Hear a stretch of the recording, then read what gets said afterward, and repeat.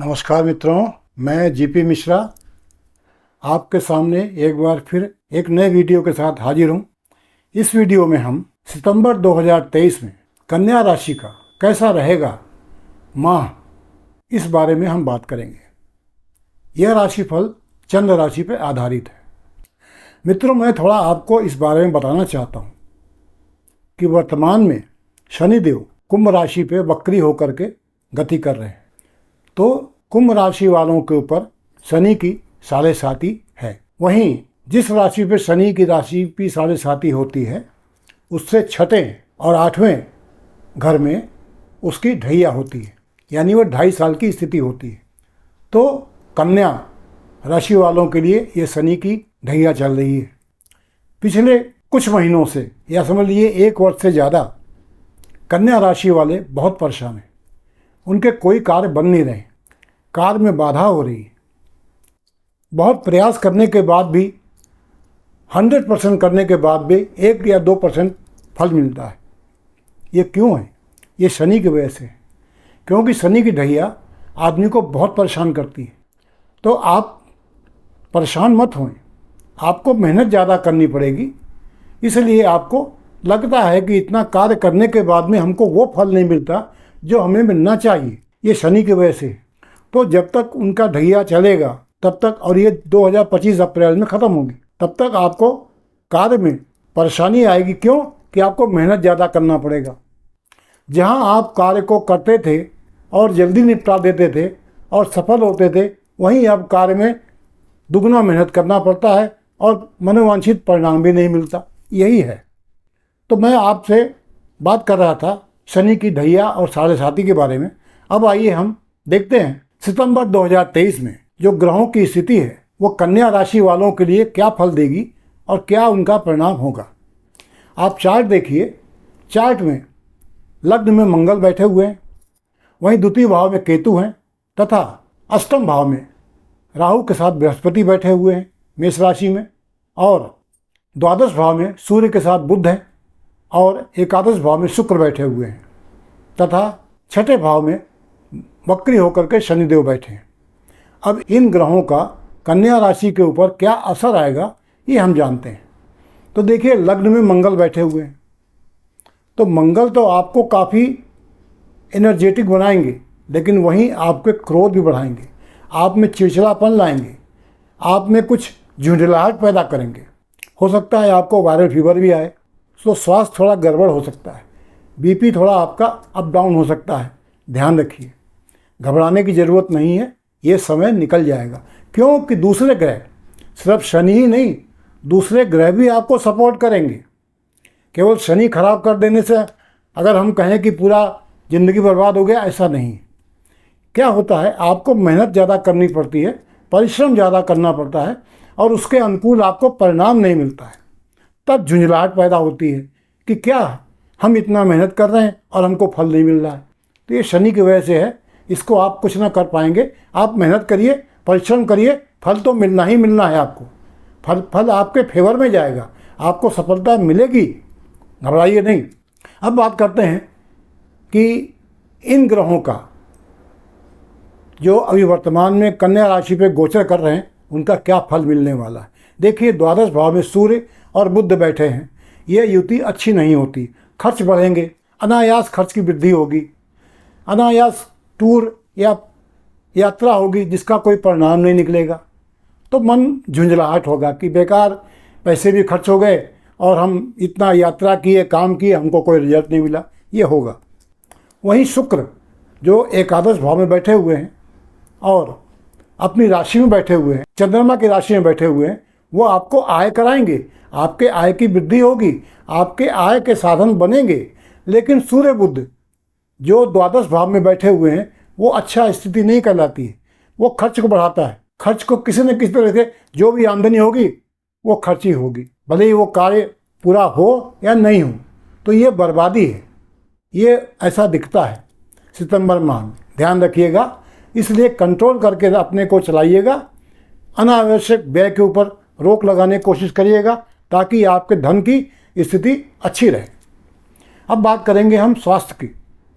कन्या राशि वालों के लिए लग्न में स्वयं मंगल बैठे हुए हैं, तो स्वास्थ्य बहुत खराब तो नहीं रहने वाला है, लेकिन स्वभाव में उग्रता, चिड़चिड़ाहट, झुंझलाहट ये रहेगी। तो इससे आपको हो सकता है नींद नहीं आने की, नींद ना आवे या दिमाग में टेंशन रहे, इस तरह की व्याधा आ सकती है। आप इससे परेशान मत हो। अगर आप मेडिटेशन कर रहे हैं तो आपको इससे फ़ायदा मिलेगा। बात करेंगे हम विद्यार्थियों की और प्रेम संबंध की। मित्रों, इसे हम पंचम भाव से ही देखते हैं। पंचम भाव में मकर राशि है और मकर राशि के स्वामी शनिदेव स्वयं छठे भाव में वक्री होकर के बैठे हैं। तो शनिदेव चूँकि वक्री हैं तो वो पंचम भाव का भी फल देंगे, यानी विद्यार्थियों के लिए यह समय ठीक रहने वाला है। उनके कार्य में सफलता मिलेगी, उनको कोई बहुत परेशानी होने की ज़रूरत नहीं है। उनके कार्य में अगर वो कोई एडमिशन में चाहते हैं, किसी कॉलेज में एडमिशन लेना चाहते हैं, किसी प्रतियोगी परीक्षा में बैठना चाहते हैं, तो उनको अच्छा लाभ मिलेगा, ये ध्यान रखिए। साथ ही प्रेम संबंध ठीक रहेगा। कोई बहुत अच्छा हम नहीं कहेंगे, क्योंकि शनिदेव कार्य को बहुत स्लो कर देते हैं, अनावश्यक डिले कर देते हैं।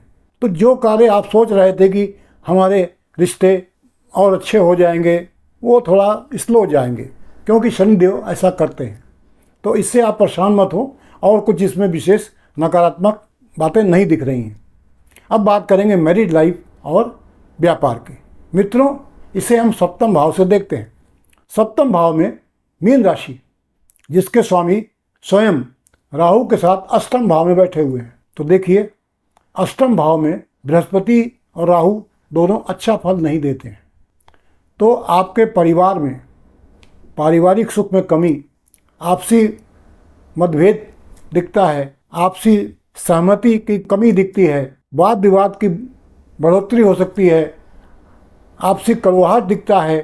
साथ ही साथ अगर कोई व्यापार में भी आप देखिए तो आपको कुछ कमी नज़र आएगी, अप एंड डाउन नज़र आएंगे। कभी ऊंचा जाएगा, कभी नीचा जाएगा, कभी ऊंचा जाएगा, कभी नीचा जाएगा, मतलब अप एंड डाउन दिखेगा।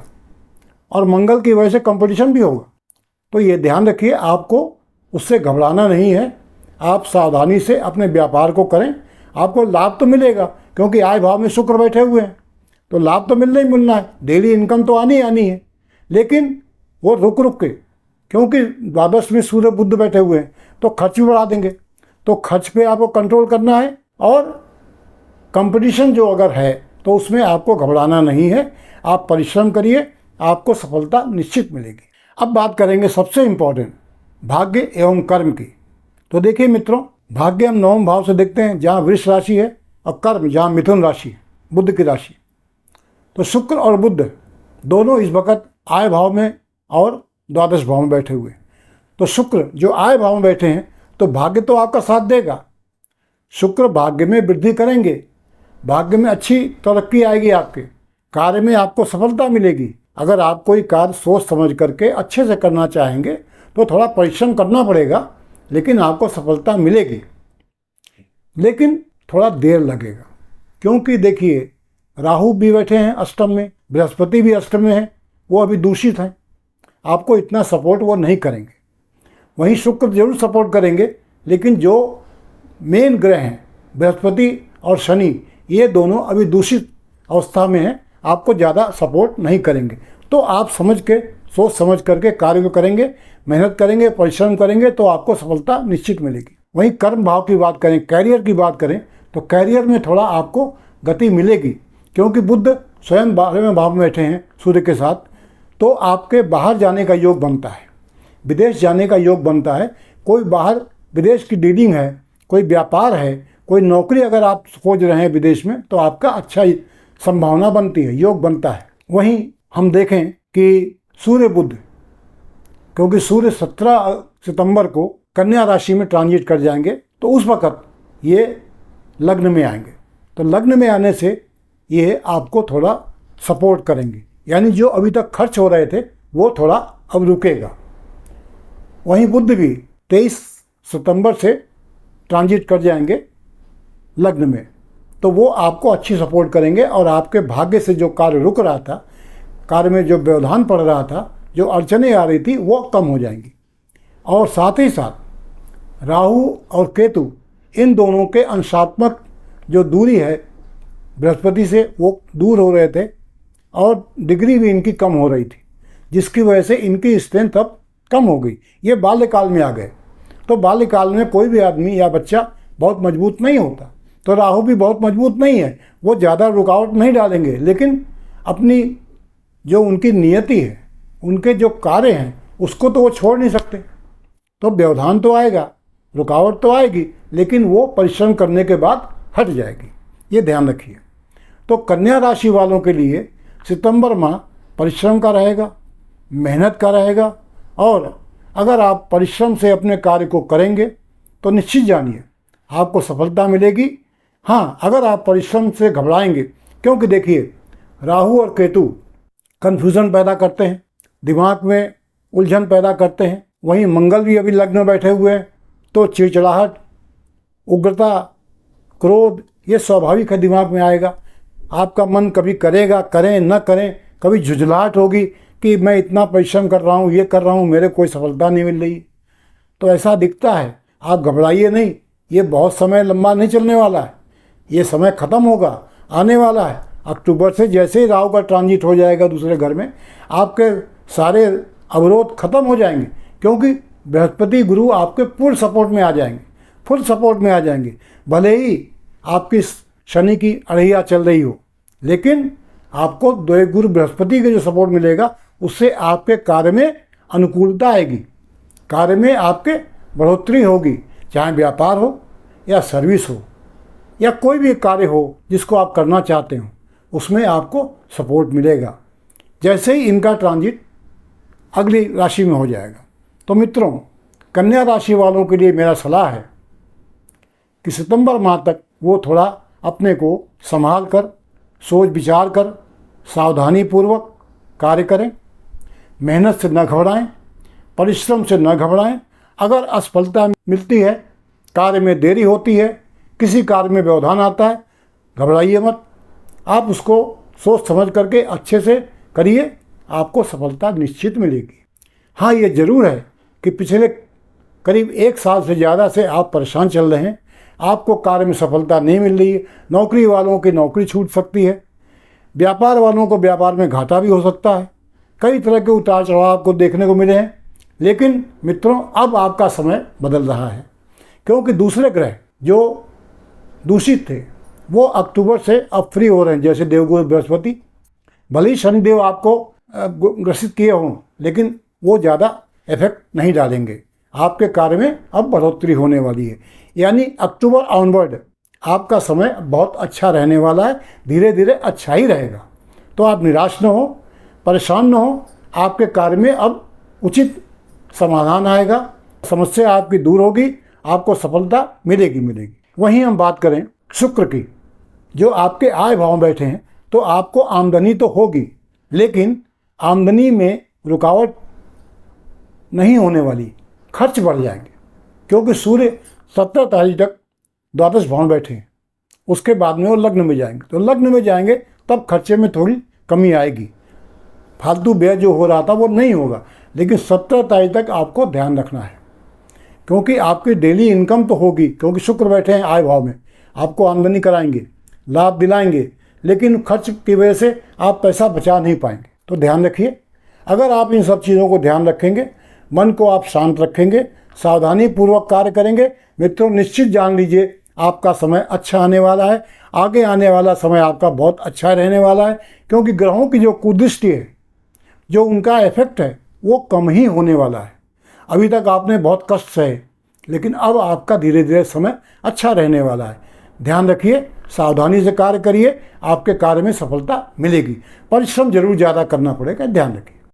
मित्रों, यह मैंने आपसे कन्या राशि का सितंबर 2023 का राशिफल की बात की, कैसा रहने वाला है इसके बारे में बात की। अगर आपको ये पसंद आया हो तो प्लीज़ लाइक शेयर ज़रूर कीजिएगा। धन्यवाद।